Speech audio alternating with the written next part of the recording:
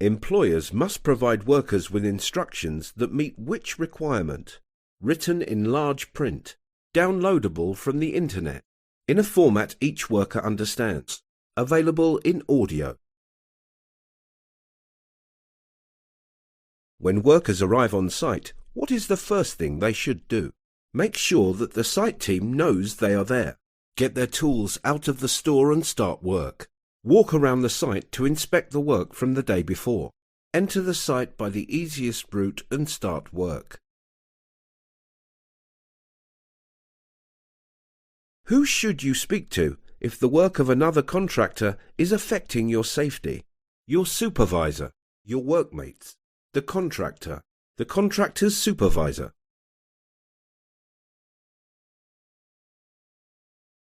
What should workers follow whilst at work to meet their health and safety duties? Their gut feeling on safe practices. Direct orders from the Health and Safety Executive, HSE. The actions of their workmates. A safe system of work agreed with the employer. What is the main reason for attending a site induction? Permits to work will be written and handed out. To get to know other new employees, site rules and hazards will be explained. To create the method statements for the site. Who has legal duties under the Health and Safety at Work, Etcetera Act 1974? Employees only. Employers only.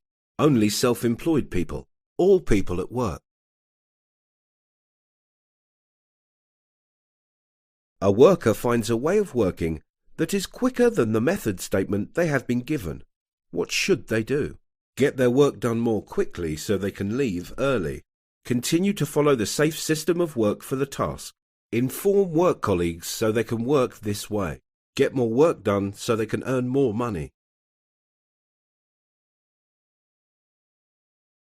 During the site induction, you do not understand something the presenter says. What should you do? Wait until the end, then ask someone else to explain. Guess what the presenter was saying. Attend another site induction. Ask the presenter to explain it again.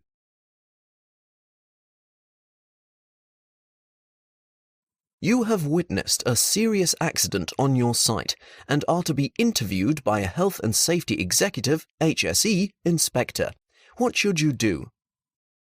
Not tell the inspector anything and ask them to talk to your supervisor. Ask your supervisor what you should tell the inspector. Ask other workers what you should tell the inspector. Cooperate and tell the inspector exactly what you saw. What are two of the main reasons why the Health and Safety at Work, Etcetera Act 1974 is important to construction employers? It lets workers know how to carry out a task. It states how to make legal claims after an accident. It puts legal duties on all employees. It puts legal duties on all employers. It tells employees who is working on site.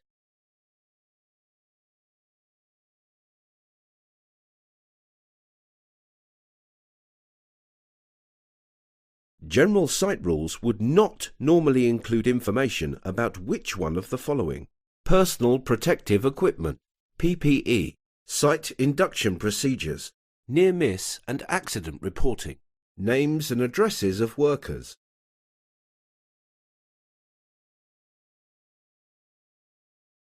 What should all risk assessments identify? The Health and Safety Executive, HSE. How to report accidents. The hazards in the work environment. The employer.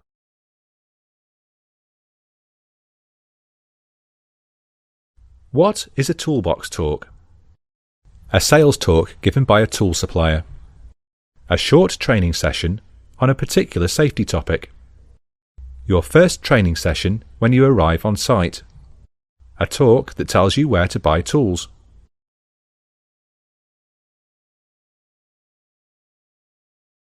What should you do if you cannot do a job in the way described in the method statement? Contact the Health and Safety Executive, HSE. Make up a better way to do it and carry on. Do not start work until you have talked to your supervisor. Ask other workers how they think it should be done.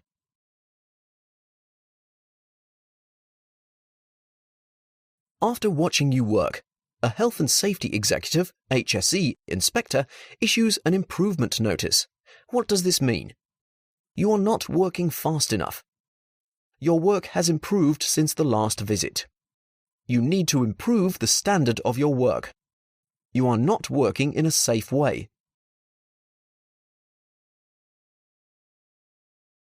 Which two of the following would be found in a safe system of work? National insurance numbers, security clearance, outline of the hazards, criminal records check, sequence of work.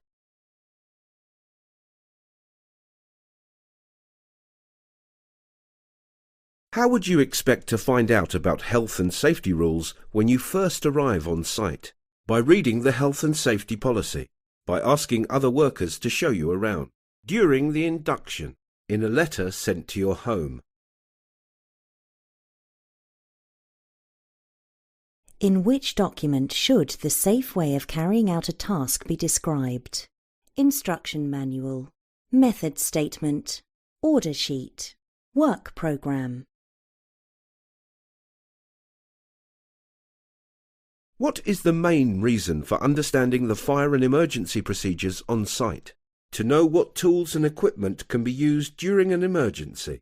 To know where the fire exits and assembly point are in an emergency.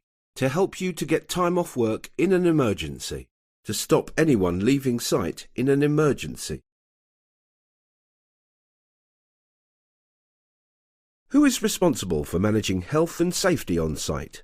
Contracts manager, building inspector, health and safety executive, HSE, site manager.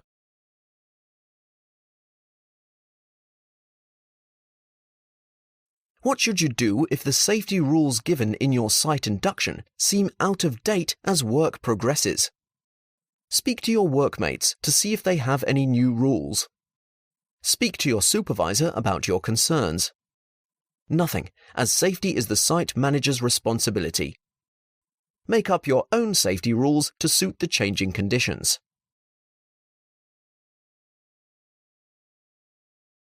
Which two topics should be covered in a site induction? Site rules, holiday entitlement, local transportation links, local amenities, site emergency procedures.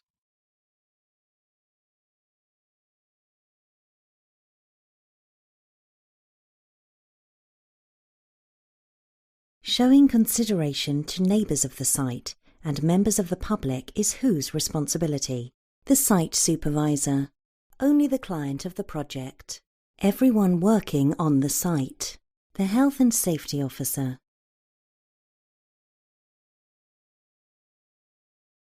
When creating a risk assessment, the severity of harm is multiplied by what?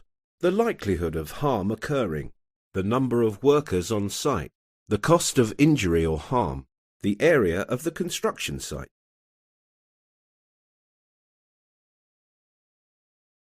Which two things should workers be briefed about when starting work on site for the first time?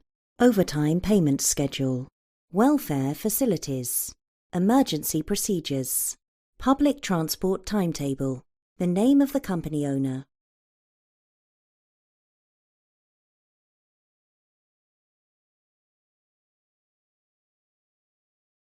What should a worker do if they feel the task they are doing is no longer safe because of weather conditions?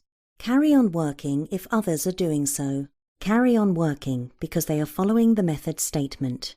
Work until the end of the day, then tell the supervisor. Stop working immediately and inform the supervisor.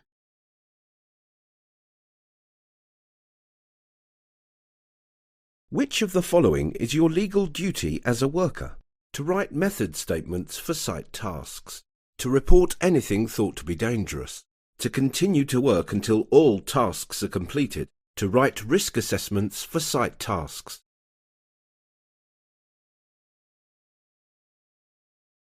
If you notice that a design detail can't be built in the way it has been drawn in the plans, what 2 things should you do?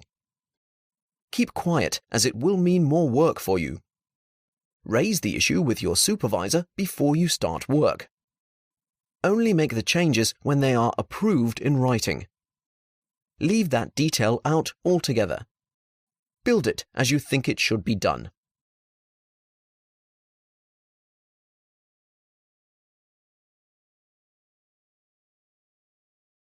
If someone is injured on site, where should this be recorded?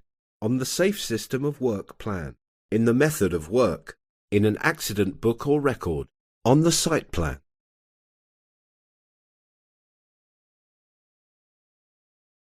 Why is it the employer's legal responsibility to discuss matters of health and safety with employees, so that employees do not have any responsibilities for health and safety? So that your employer will not have any legal responsibility for employees' health and safety, so that employees are informed of things that will protect their health and safety, so that employees will never have to attend any other health and safety training.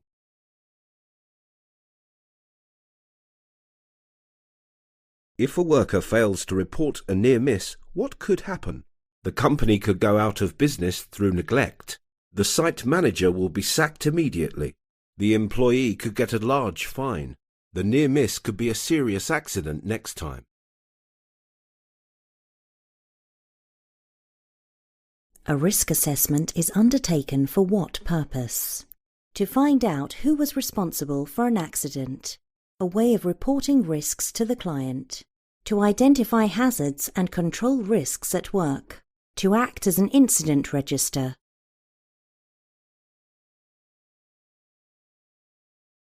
Before you enter a construction site, what actions must be in place? The health and safety officer must have given you permission. You must have a trade skill to be allowed to enter. You must be authorised and given a site induction. Your site supervisor must have given you permission.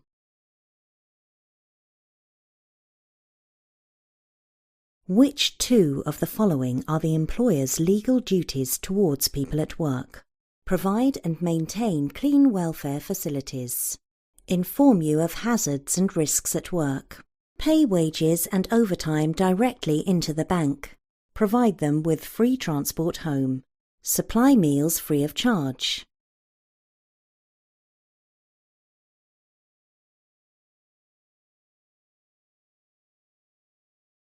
Which of the following 2 factors should be considered first when conducting a risk assessment?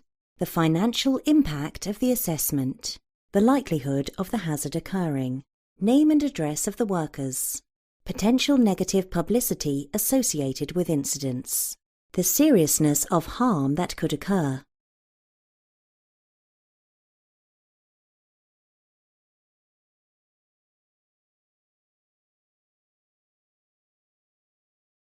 The whole work site has been issued with a prohibition notice. What does this mean? Do not use any power tools.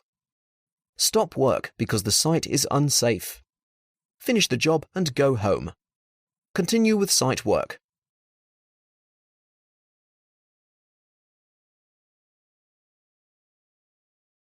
What are 2 possible consequences for employers of not taking measures to prevent accidents and ill health at work? They could be fined or imprisoned.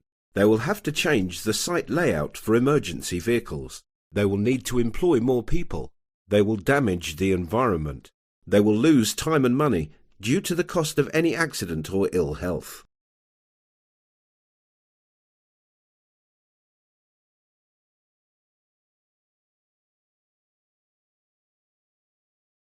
Site rules and procedures are the responsibility of whom? The Health and Safety Executive, HSE, investors, work colleagues, the employer.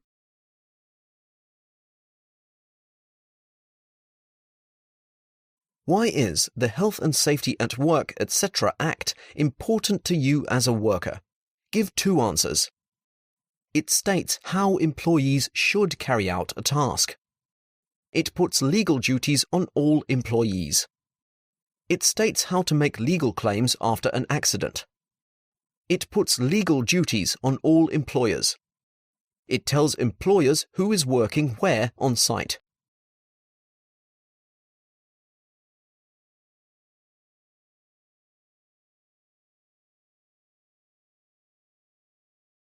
What does the word hazard mean? Anything that could cause harm. The likelihood of something happening. A type of removable barrier or machine guard. The construction site accident rate.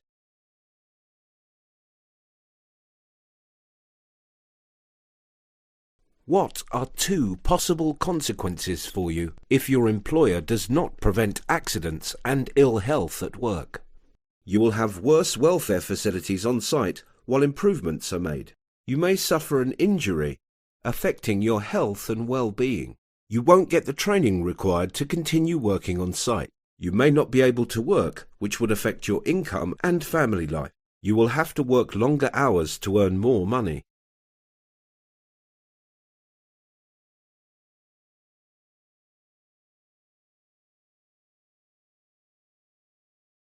What should a worker do if the helmet they are using is damaged?